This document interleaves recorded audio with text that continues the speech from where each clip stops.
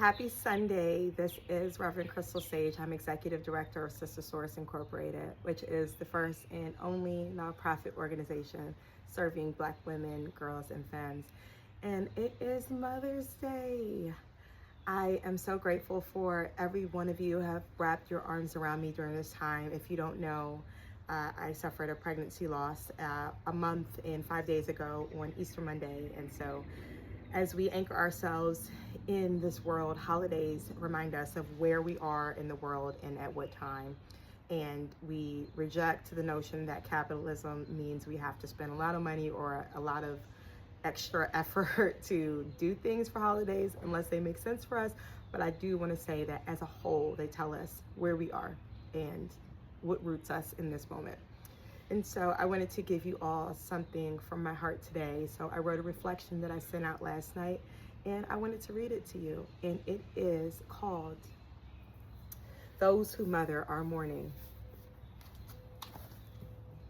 And that's the picture.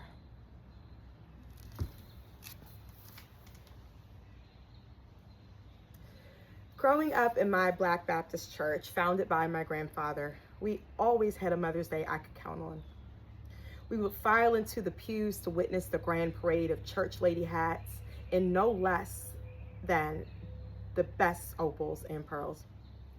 Some jewels adorned the hats, some were brooches on lapels, some were rings or bracelets, and without a doubt, some were inherited from mothers. Any mothers, all mothers. We would hear familiar melodies from the women's choir, and the service was always led by strong and faithful feminine leadership. We always ended the same way. Once we said our amens and received our benedictions, maybe a little Kirk Franklin.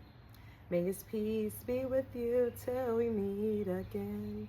May his peace be with you till we meet again. Till we reach that distant shore, till our cries are heard no more. May he give you peace to endure till we meet again, till we meet again. When all was said and done, we would hug and gather our kids in pocketbooks and shuffle towards the lower area to eat and stop by the last pew to get our carnation flower. When I was really young, I remember it being so lively and energetic, albeit when we were in our smaller, more narrow building, which was our original location. In our second building, I specifically remember the meditative moment of how many women collected their flowers. Some even passed by without grabbing a flower and came back later. You see, the flowers were red, pink, and white, carnations. You take a red one if your mother is alive, a pink one if she is sick, and a white one if she has passed away. I specifically remember the year I sat in the vestibule on the floor, gathering my thoughts. I have a big bumblebee by me. Hello, bumblebee. Gathering my thoughts and watching as women returned alone to grab their flower. They didn't take the safety pins that were laid out and pin it to themselves. They took that pink or that white flower, a symbol of their mother's mortality, and just held it. Some held it and left. I watched my mother collect one for my grandmother, who I never heard speak to me earthside, since she had a stroke when I was very young. I imagine there was a time when my grandmother, the first lady of that congregation, collected a white flower too. I lived through my grandmother.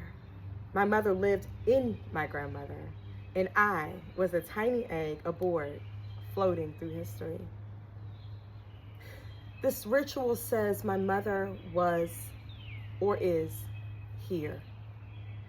It doesn't say take a red one if your mother is kind and alive, just alive. It doesn't say take a pink one if your mother is sick and you've completely healed from your relationship and have fully managed your resentment. It doesn't say take a white one if your mother has passed away and you've never felt relief from her going on to rest, which makes you feel guilty late at night. It just says take one, because she was or is here. Vice President Kamala Harris continued to remind us during her campaign that we didn't fall out of a coconut tree. As to say that we all come from some context. We all have a mother somewhere. She was here. And we all mother something. I wake up in the middle of the night feeling the heavy bristle of the collective wailing right now across the world. Believe me when I say those who mother are mourning right now. We are crying for those in Iran and Palestine and Congo and Kenya. We are crying for those with piled up lunch fees. We are crying for those whose bellies ache. All women and femmes who mother come to it from something, with something, for something, to do something, with absolutely no prerequisites. Sometimes that something falls short. Sometimes that something is not enough, and we choose other mothers and other mothering to be something for us. Sometimes it's a plant or a pet that is gone before we are ready.